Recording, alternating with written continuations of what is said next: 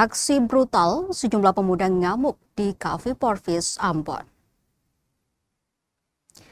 Sejumlah pemuda mengamuk secara membabi buta di Cafe Porvis, Jalan Pinang Putih Puncak, Negeri Hatiwe Kecil, Kota Ambon, Rabu 1 April 2026 lalu.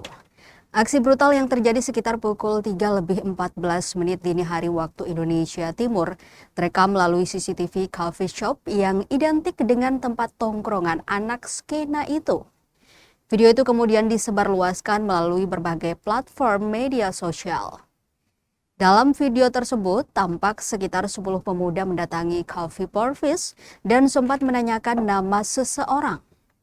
Pertanyaan itu kemudian langsung direspons oleh salah seorang karyawan yang mengaku bahwa nama yang disebutkan tidak ada di sini. Tak berlangsung lama, para pemuda itu kemudian masuk ke dalam kafe dan memukul beberapa orang yang saat itu tengah duduk bersantai, serta beberapa lainnya yang masih sibuk bekerja di area kafe.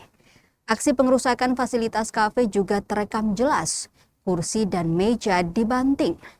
Atas kejadian itu, owner Cafe Porvis, Farhan Atamimi, mengaku telah melaporkan kejadian itu ke SPKT Polresta Ambon dan Pulau-Pulau Lease.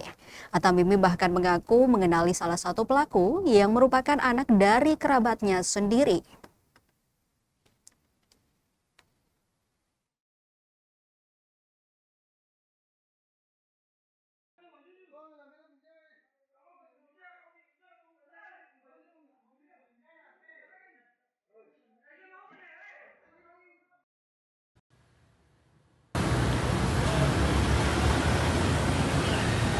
Pada hari Senin itu beta balik bikin laporan polisi resmi tuh.